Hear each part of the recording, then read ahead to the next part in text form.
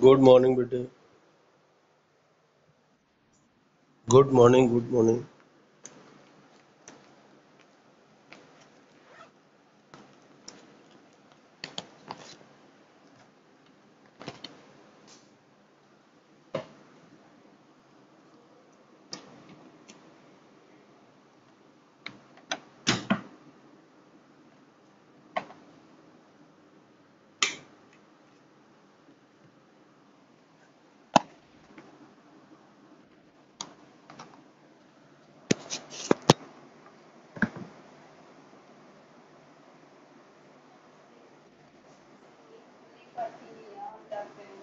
हम्म। अंदर से कुछ बंद हो जाता है क्या? क्या खुलवा रहे हैं सर?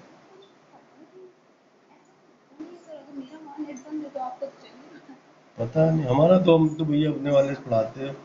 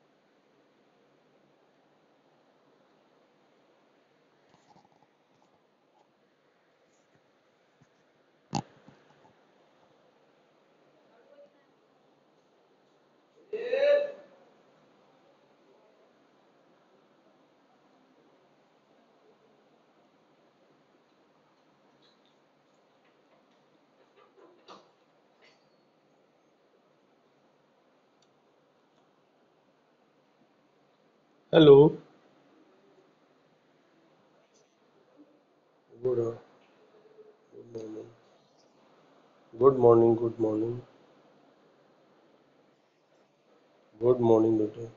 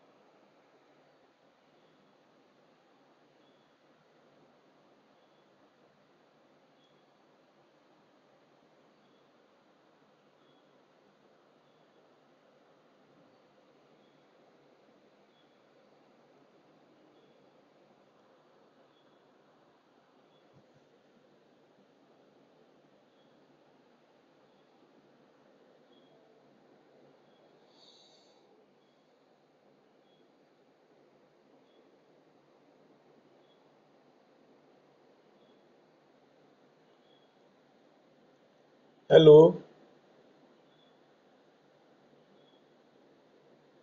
हेलो। हाँ। मैं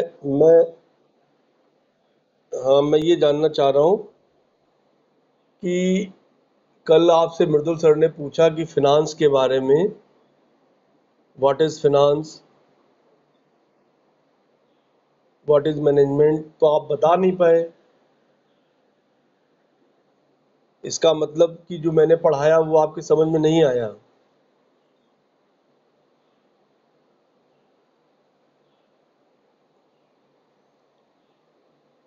बहुत सिंपल सी चीज उन्होंने पूछी थी, आप नहीं एक्सप्लेन कर पाए, नहीं बताया आप लोगों में से किसी ने। इसका क्या कारण है?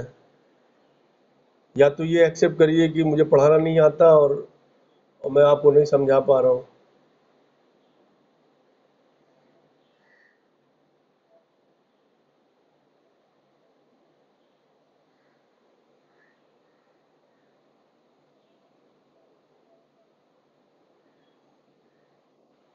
बताइए।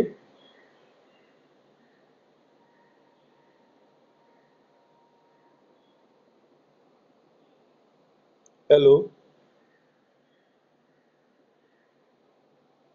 बहुत सिंपल सा क्वेश्चन पूछा था, व्हाट इज फाइनेंस, आप नहीं बता पाए।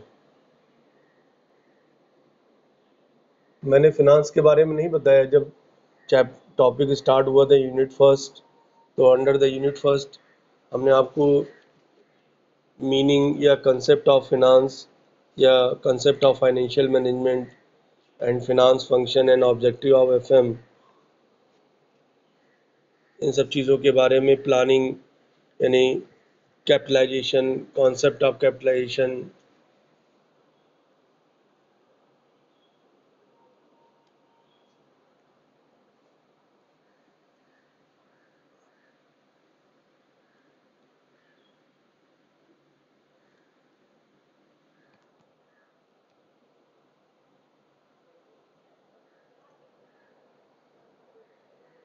नो बडी एक्सप्लेन।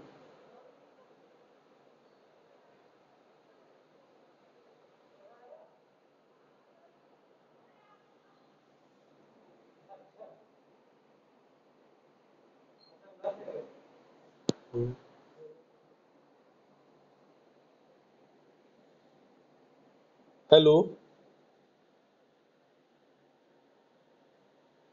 हेलो। सवाल का जवाब नहीं दिया आप लोगों ने। क्या रीजन था?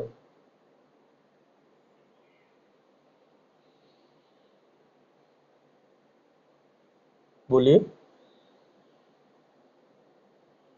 ऐसा ऐसा पढ़ने से क्या फायदा जब आप किसी चीज का जवाब नहीं दे सकते?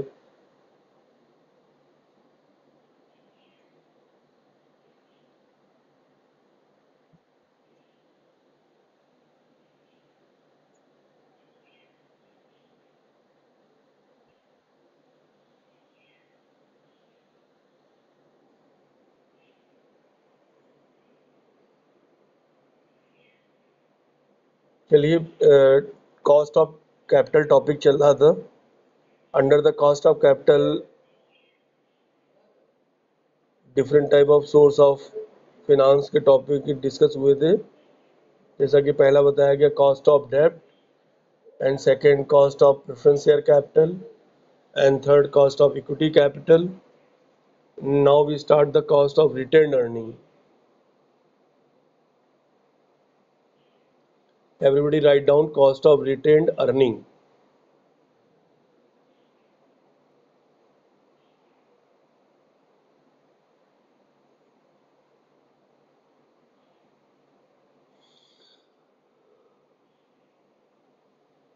Anybody explain retained earning? Yes or no?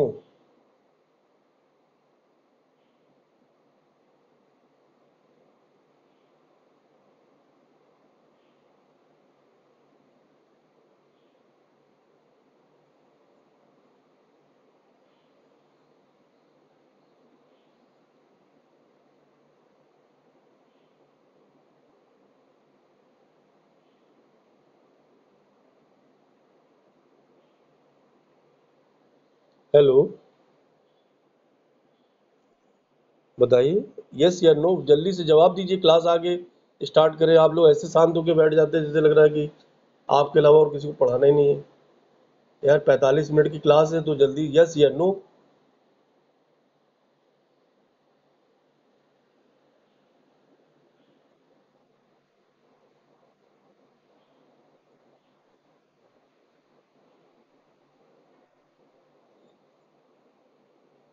और बताइए, और कोई क्या कह रहा है, बस और बताइए।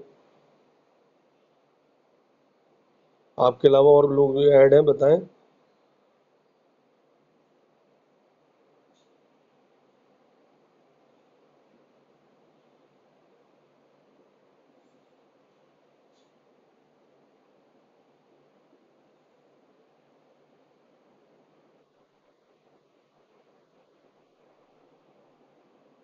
Correct,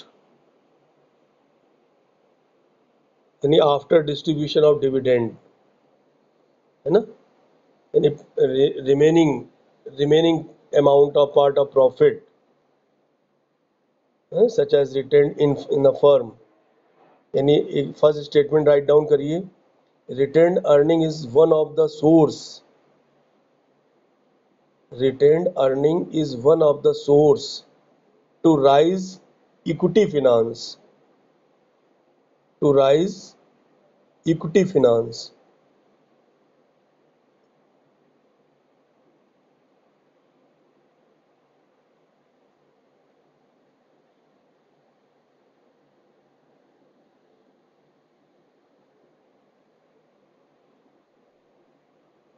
Clear? यानी retained earning is one of the source to rise equity finance. Equity finance को ये राइज करती है। दूसरा point, retained earning do not involve any cost. Second statement, retained earning do not involve any cost because a firm is not required to pay dividend on retained earning.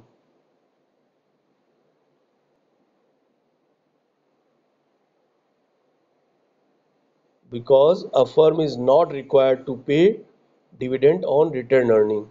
जैसा कि आप पहले किसी ने बताया कि रिटर्न नहीं करना होता है।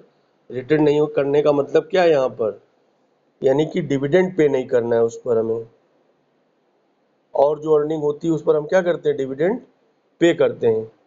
लेकिन जो पार्ट हम रिटर्न करेंगे फर्म में, उस पर हमें डिविडेंड नहीं पे करना है। And third statement, shareholder expect a return on retained profit. Shareholder expect a return on retained profit, retained earning accrue to a firm only, accrue to a firm only.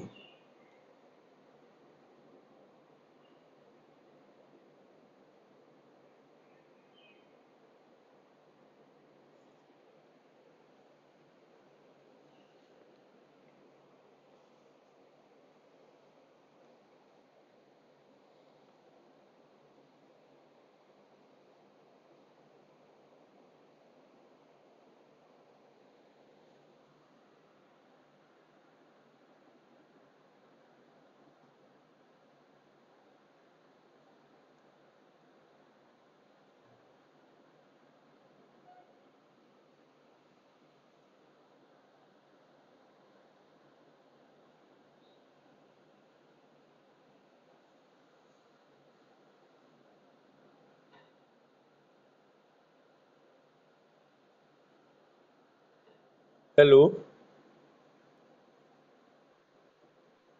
Write down किया आपने? तो आई वो concept समझ में आ रहा होगा कि retained earning is a part of profit, है ना, after distribution dividend.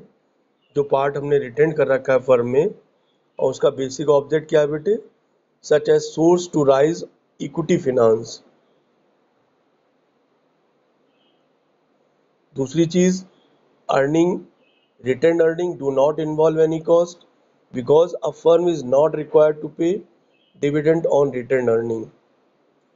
And third statement, shareholder expect a return on retained profit. Okay, retained earning accrue to a firm only because of some sacrifice made by the shareholder is not receiving the dividend out of the available profit.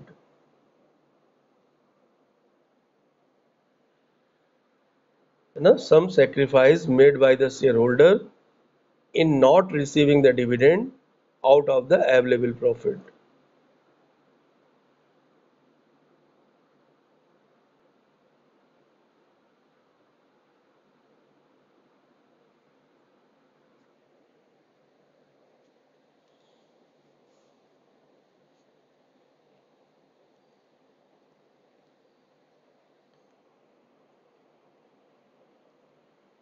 Okay. And last statement, write down, it is rate that investor can earn.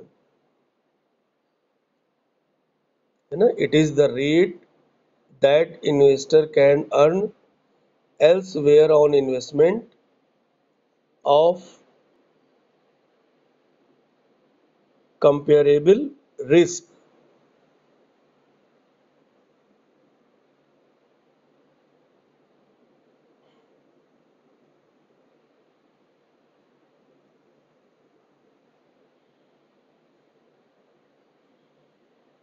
Okay, any retained earning involve opportunity cost.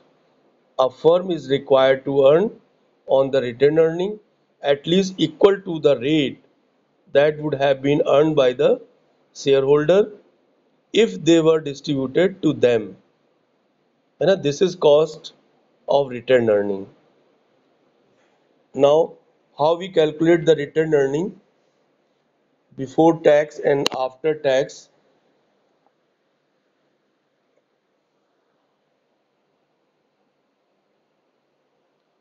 First of all, discuss after tax. Cost of retained earning is equal to D upon MPS.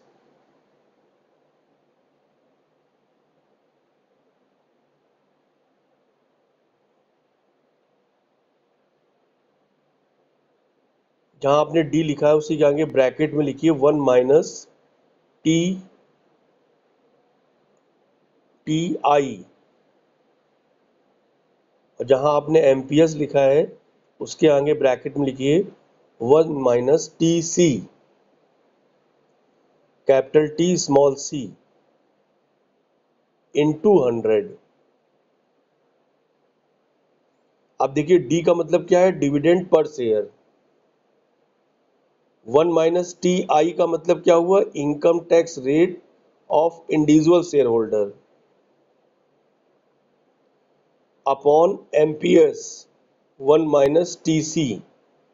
MPS, that means market price per share, 1 - TC, that means capital gain tax rate of individual.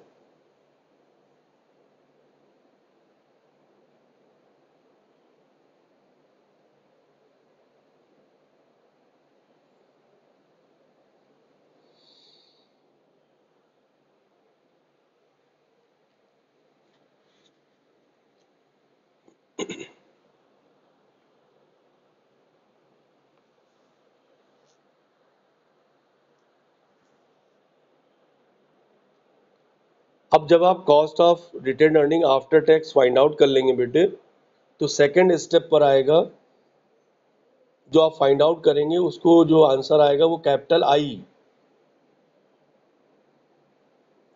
I, that means cost of retain earning before tax, sorry after tax. तो अगर before tax find out करना है तो cost of retain earning is equal to i upon 1 minus tax rate.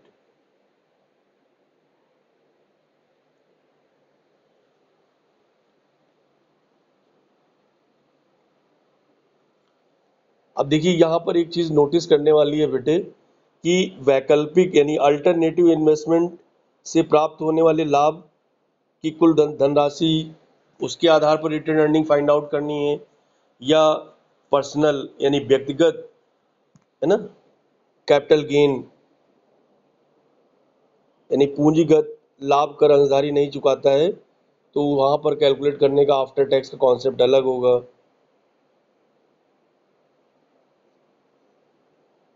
है ना, समझ रहे हैं ना, यानी पर्सनल इनकम टैक्स। और एक होता है कैपिटल गेन टैक्स। तो जहां पर पर्सनल की बात आ रही है, व्यक्तिगत आय कर, व्यक्तिगत पूंजी लाभ कर अगर अंशधारी नहीं चुकाता है बेटे, इट्स नॉट पेड, तो cost of return earning is equal to D 1 minus T I upon M P S in 200। वहां पर इसको निकालने का तरीका आफ्टर टैक्स का चेंज हो जाएगा। कंडीशन आप डाल दीजिए वहां पर, if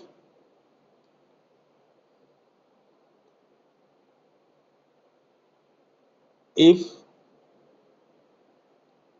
capital gain tax is not paid. So in case cost of return earning after tax is equal to D bracket start 1 minus TI upon MPS into 100.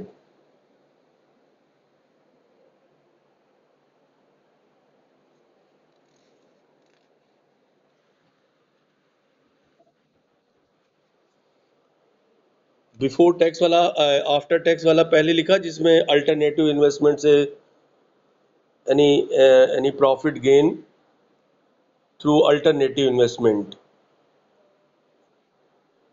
मतलब D bracket start 1 minus T I upon M P S bracket start 1 minus T C bracket close in 200।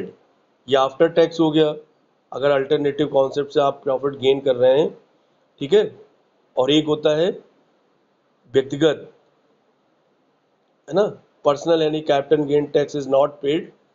So in that situation after tax अगर आप cost of return earning find out करेंगे तो formula होगा D bracket start 1 minus T I bracket close upon amperes into 100।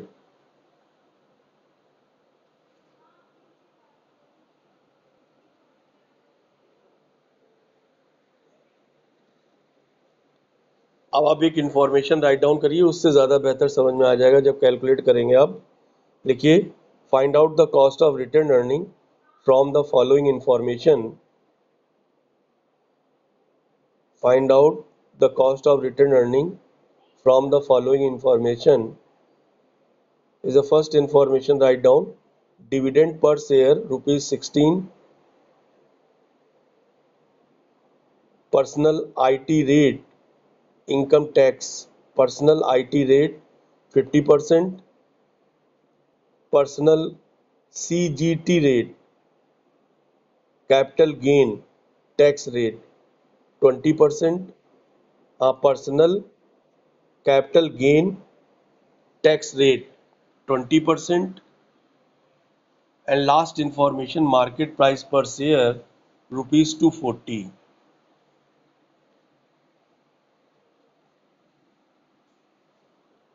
Four information is given bete. Dividend per share 16 rupees 16, personal IT rate 50%, personal CG rate, capital gain tax rate 20%, MPS rupees 240.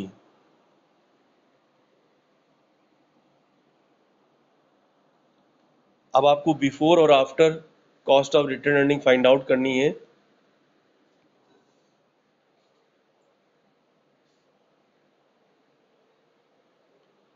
यानी 16 bracket start 1 minus 0.50 bracket close upon 240 1 minus 0.20 इन 200।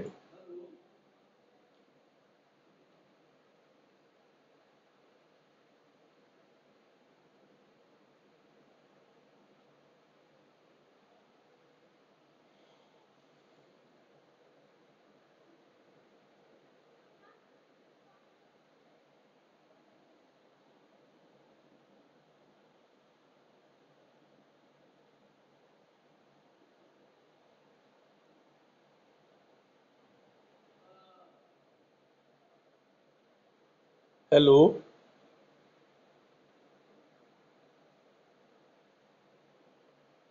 Values write down हुई बेटे? क्या कितनी आ रही है value?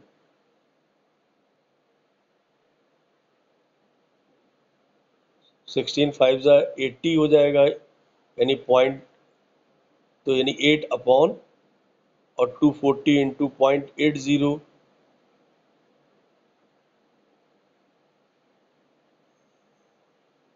तो 192 आएगा। 8 upon 192 into 100, 100 multiply हो जाएगा 8 में, तो 800 अपॉन 192, यानी 800 डिवाइडेड बाई 192।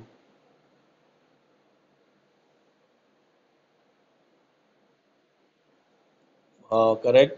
तो उसको मोर देन 6 है ना, तो 4.17 हो जाएगा बेटे। तो ये जो आपने फाइंड आउट किया बेटे, इसको बोलेंगे हम कैपिटल आई। कैपिटल आई का मतलब हुआ cost of retain earning after tax. अब आपको निकालना है before, cost of retain earning before. तो i upon 1 minus tax rate, i upon 1 minus tax rate. I आपका क्लियर है, 4.117 अपॉन 1 माइनस 0.50।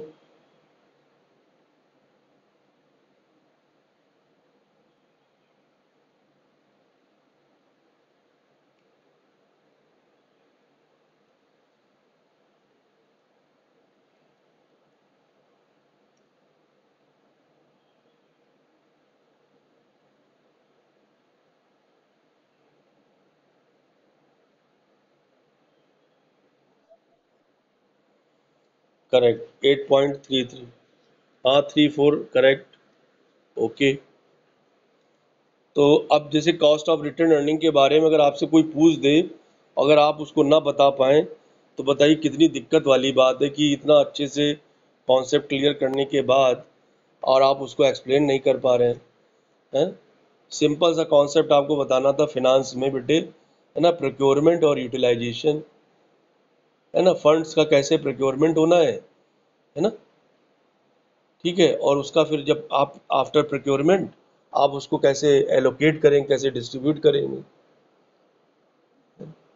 है ना। बेसिकली 3 फंक्शन बताए गए फिनांस में, इन्वेस्टमेंट, फिनांस और डिविडेंड।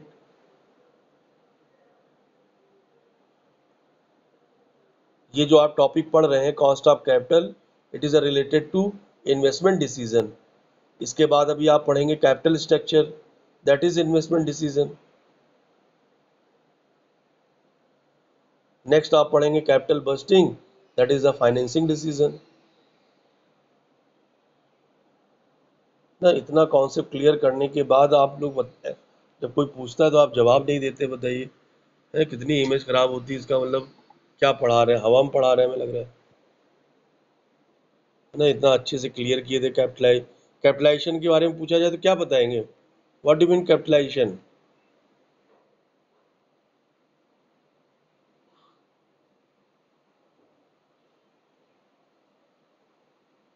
बताइए।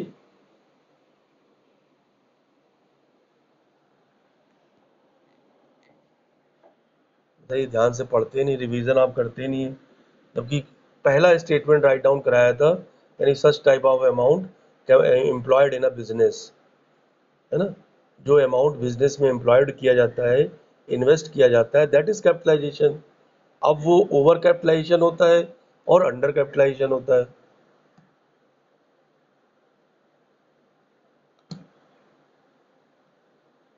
रिवीजन ही नहीं करना है आपको पहले।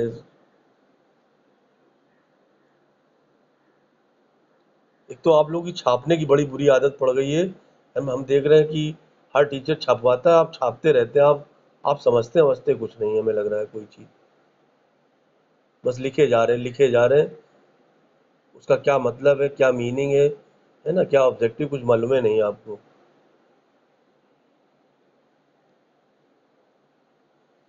है जितना भी लिखें उसको एकदम क्लियर करके लिखें, उसका बेसिक ऑब्जेक्ट क्या है, उसकी नीड क्या है, उसका स्कोप क्या है।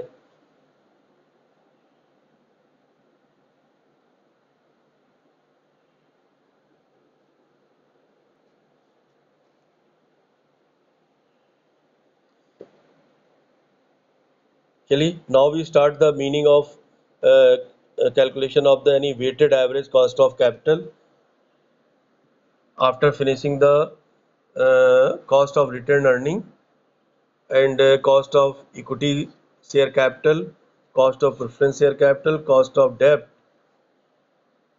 अब इन चारों को क्या करेंगे, कंबाइन कर देंगे.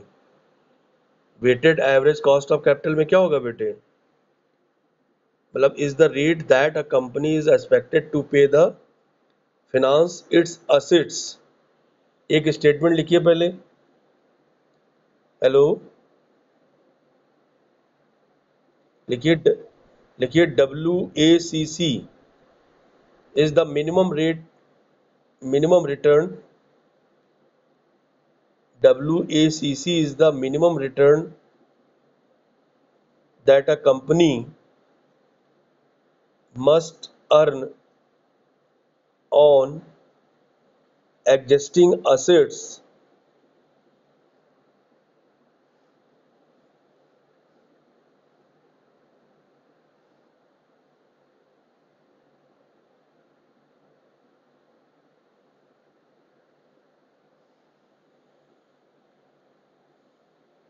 अब देखिए, एग्जिस्टिंग जो असेट्स की बात हो रही है, इसका क्या मतलब हुआ, इसका मतलब ये हुआ कि creditors, owners and other providers of capital.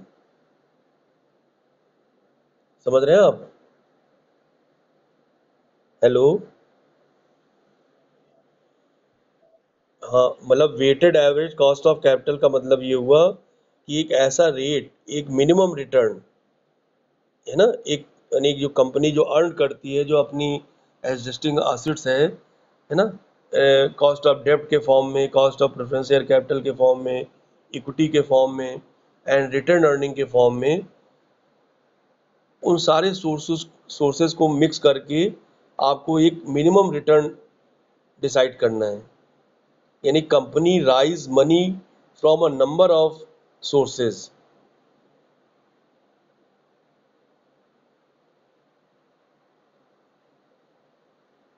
and a relative weight of each component of capital structure.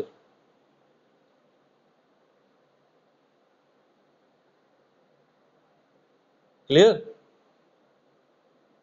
Hello?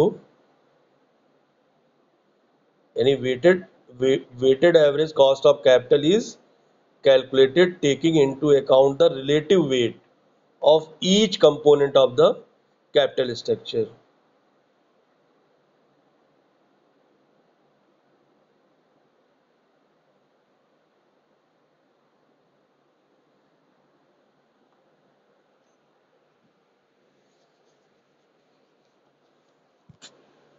अभी तक क्या था, इंडिविजुअली आप अलग अलग सोर्सेस की वैल्यू को फाइंड आउट कर रहे थे, अलग अलग सबकी कॉस्ट को फाइंड आउट कर रहे थे.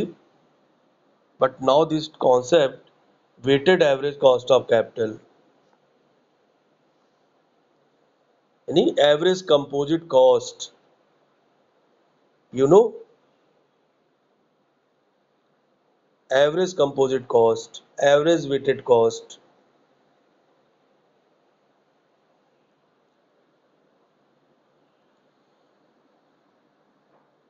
And next statement, write down WACC is the overall required return on the firm as a whole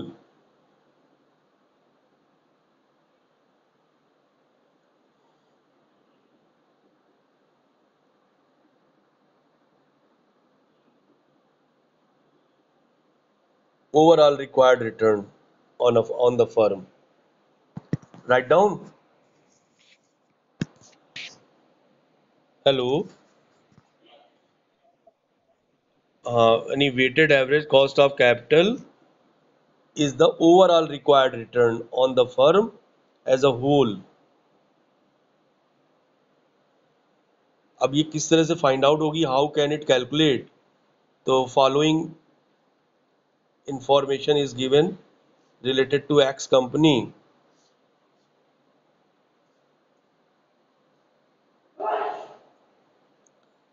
Debenture 5 lakh और इसकी कॉस्ट ऑफ कैपिटल है 12%। क्लियर?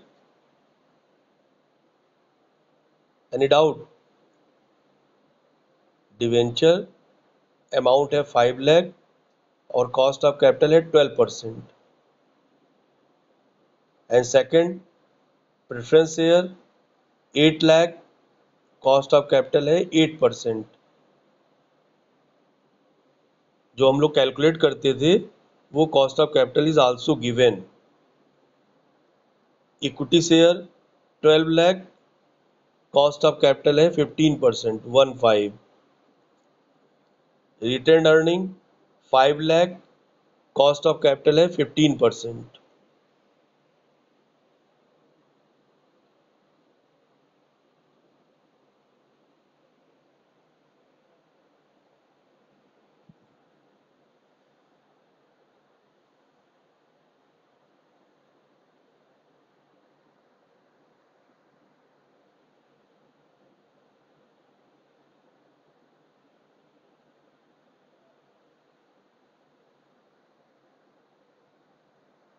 ओके,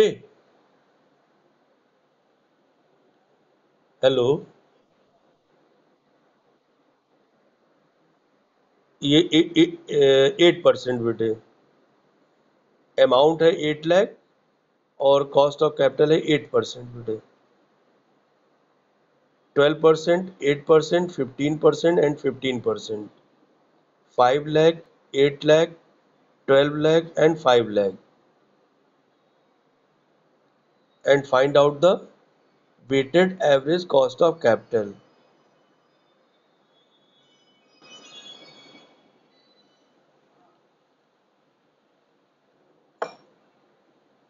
ओके, और इसमें एक अदर इंफॉर्मेशन राइट डाउन कर लीजिए। It is assume that tax rate is 50%। तो first of all you have find out the weighted average cost of capital after tax, and second step before tax।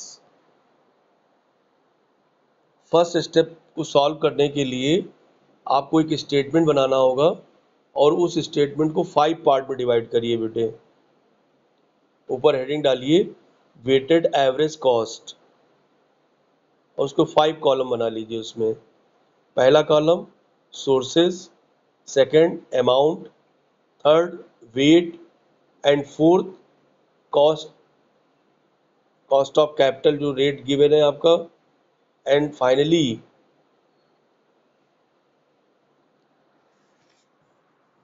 जो weight आपने दिया है, weight into cost of rate. Weight को हम W मान लेते हैं और कॉस्ट ऑफ रेट को X, तो W इंटू एक्स यानी WX।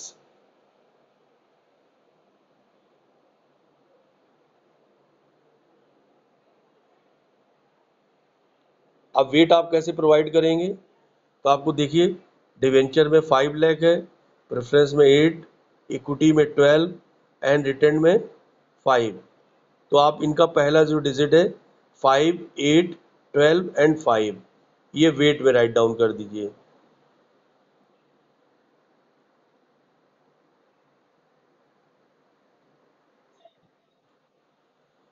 पहला सोर्सेस, सेकंड अमाउंट यानी जो इंफॉर्मेशन आपके पास अवेलेबल है, and third weight and fourth जो कॉस्ट ऑफ कैपिटल जो इंफॉर्मेशन आपके पास अवेलेबल है। और उसके बाद फाइनली जो कैलकुलेट करेंगे आप WX यानी weighted cost rate, WX, W और X का मल्टीप्लाई हो जाएगा तो सिग्मा WX निकल आएगा।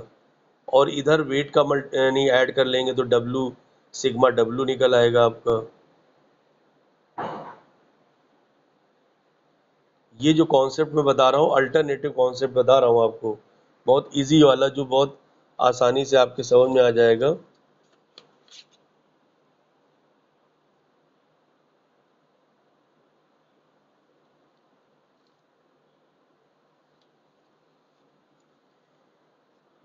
ओके, तो आपने सोर्सेज में डाल दिया debenture, preference share, equity share and return earning. Amount में आपने अमाउंट राइट डाउन कर दी 5, 8, 12 और 5। और वेट में आपने वेट प्रोवाइड कर दिया 5, 8, 12 एंड 5। अब देखिए वेट को प्रोवाइड करने का एक तरीका तो ये था, और एक तरीका पता है क्या है? कैलकुलेटर है आपके पास? जरा 5 लाख अपॉन 30,000 करो, जरा कितना आ रहा है? 30 लाख। 5 लाख अपॉन 30 लाख।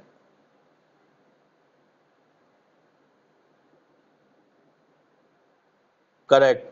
ये आपका डिवेंचर का वेट हो गया। फिर आप 8 अपॉन 30 लाख करेंगे, करिए।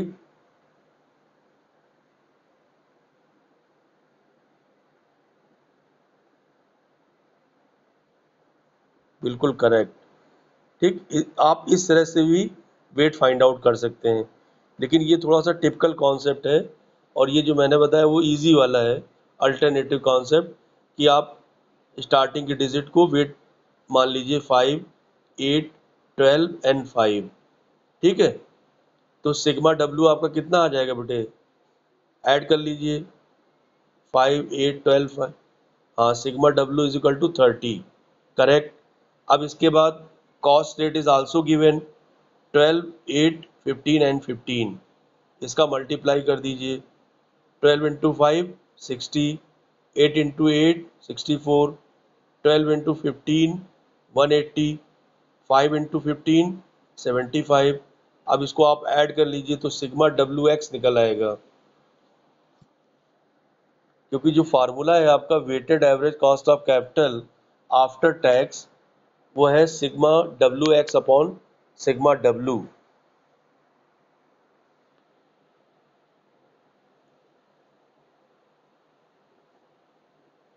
कितना आ रहा है? सिग्मा डब्ल्यू एक्स आ रहा है, बिल्कुल correct. Sigma W x 379, sigma W 30।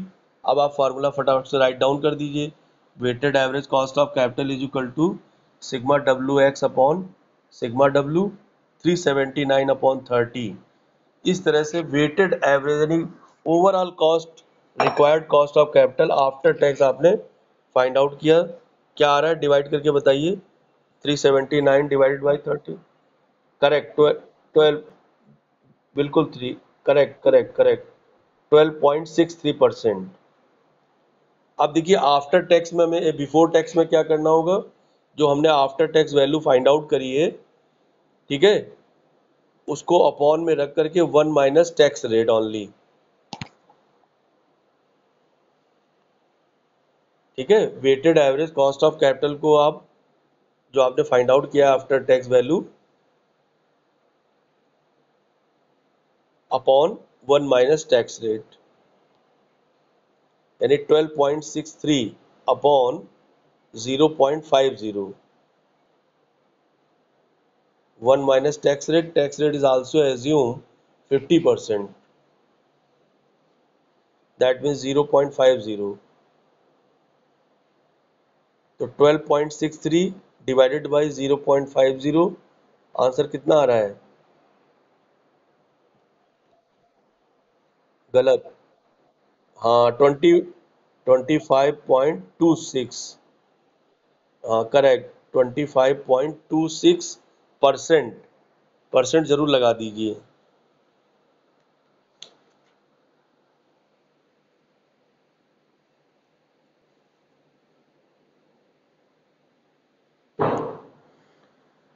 देखिए दोनों तरह से आपको वेट हमने प्रोवाइड करना बता दिया कि आप दोनों ही कॉन्सेप्ट है, एक अल्टरनेटिव कॉन्सेप्ट है और एक आपका यानी बेसिक कॉन्सेप्ट है, जिसमें आप टोटल अमाउंट को ऐड करके और फिर इंडिविजुअल अमाउंट को डिवाइड करते जाइए टोटल से, तो आपका वेट डिसाइड होता चला जाएगा। अब वेट डिसाइड होने के बाद percentage cost of capital is also given, है ना, जो वेट आया है तो एवरेज निकालना होगा आपको। ठीक है, एवरेज वेटेड कॉस्ट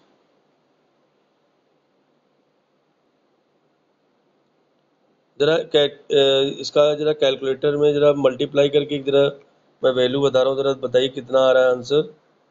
जैसे आपने जो पहला वाला निकाला था 0.167,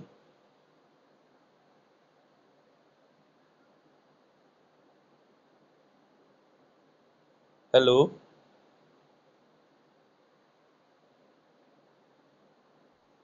0.167 निकाला था ना 5 लाख अपॉन 30 लाख जब किया था।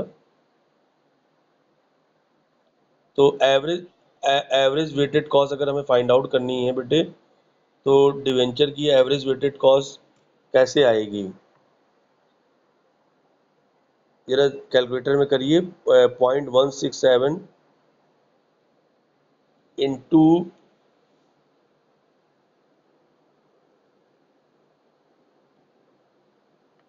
इंटू 12 करिए, 12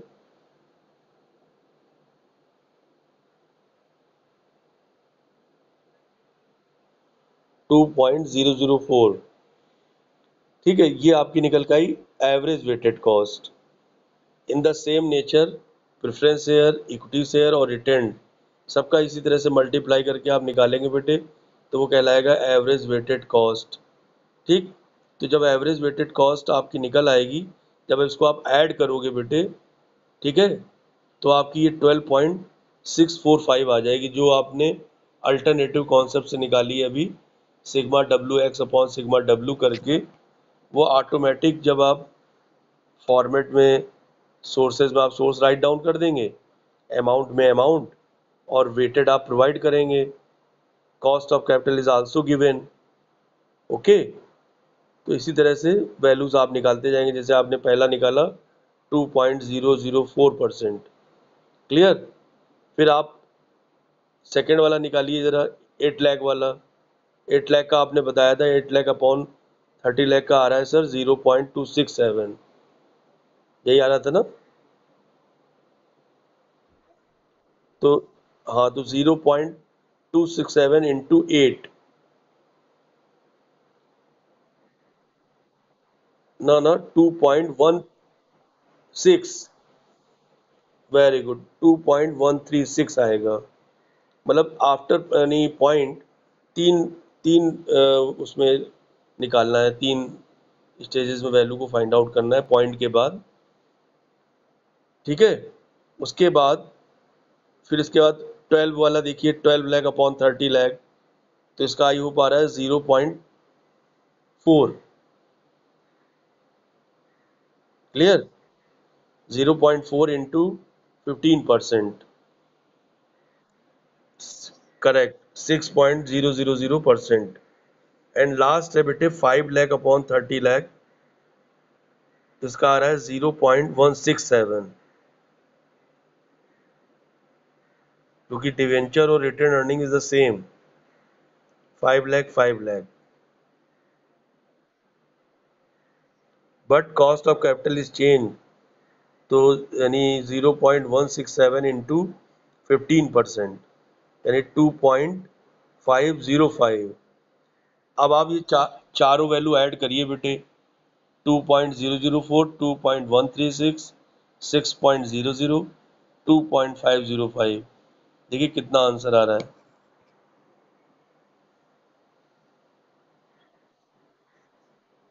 हाँ, तो ये weighted average cost of capital निकल आया आफ्टर टैक्स। ठीक है, और इससे पहले जो हमने आपको बताया था वो आपका क्या था, वो आपका था वेट मतलब अल्टरनेटिव कॉन्सेप्ट। तो दोनों ही प्रोसेस से आप weighted average cost of capital को फाइंड आउट कर सकते हैं। आई होप दिक्कत नहीं आनी चाहिए कहीं पर भी।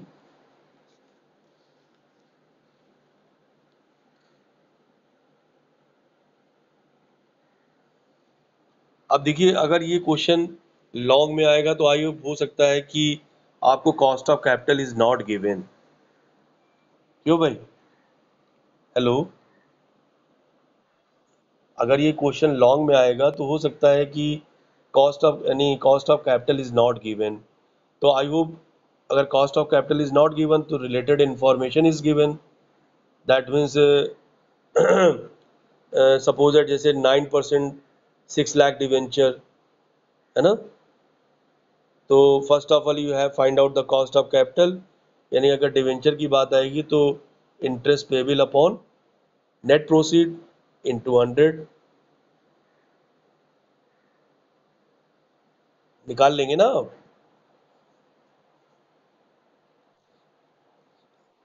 और अगर प्रेफरेंस शेयर कैपिटल की बात आएगी तो वहां पर आपको बताया था डिविडेंड अपॉन एनपी हो जाएगा नेट प्रोसीड।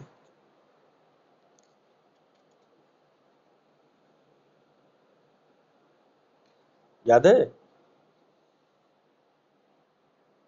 और अगर इक्विटी शेयर कैपिटल की बात आएगी तो वहां पर क्या हो जाएगा, डिविडेंड अपॉन मार्केट प्राइस पर शेयर इंटू 100।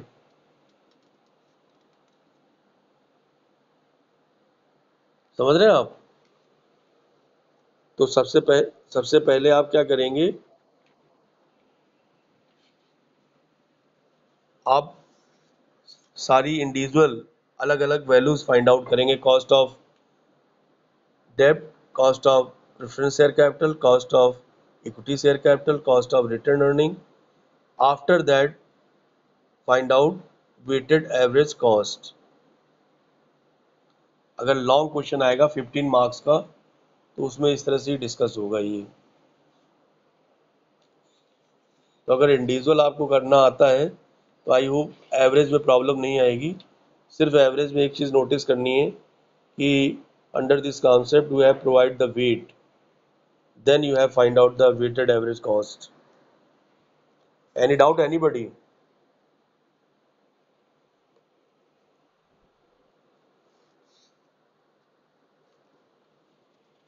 लेकिन ये एक बात बहुत अच्छे से जान लीजिए, देखिए आप एमबीए कर रहे हैं बेटे, तो मेरा ये मानना है कि जो चीज़ आप पढ़ें बिल्कुल स्पष्ट क्लियर, मतलब विदाउट कंफ्यूजन होनी चाहिए वो आपके जहन में। किसी वक्त भी आपसे कोई चीज़ पूछी जाए तो जितना कम से कम पढ़ा है वो तो बता दें, एक्स्ट्रा आप ना बता पाए कोई बात नहीं। जबकि फैक्ट ये है कि मैंने आपसे कहा है कि self study is very important. कोई भी टॉपिक पढ़ने से पहले आपको बता दिया जाता है ना। आपके पास सिलेबस है ना, नहीं बाकी टीचर आपकी हेल्प करता है, आपको बताएगा कि कल क्या पढ़ाया जाना है, तो आप उसके बारे में पढ़ें। क्योंकि जब तक आप पढ़ेंगे नहीं तब तक आप कोई, जब मैं पूछता हूँ एनी प्रॉब्लम, तो प्रॉब्लम तो तभी होगी ना जब आप पढ़ेंगे, जब उस टॉपिक के बारे में आपने पढ़ लिया होगा। और जब मैं उसके बारे में एक्सप्लेन करूँगा तो जाहिर सी बात है बहुत सारी चीज़ें ऐसी होंगी जो कॉन्फ्लिक्ट करेंगी, है ना। तो आप वहाँ पर क्रॉस क्वेश्चन करके उस कॉन्सेप्ट को क्लियर कर सकते हैं। राइट या रॉन्ग।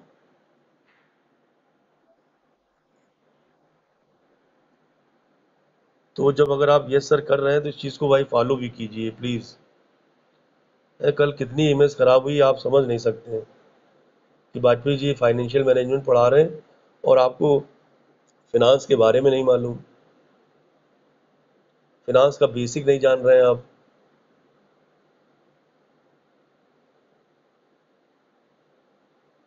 इकोनॉमिक एक्टिविटी आप जानते हैं, इकोनॉमिक्स। हेलो, बोलिए भाई। Economics, what type of study. Economics में हम किस चीज़ को स्टडी करते हैं।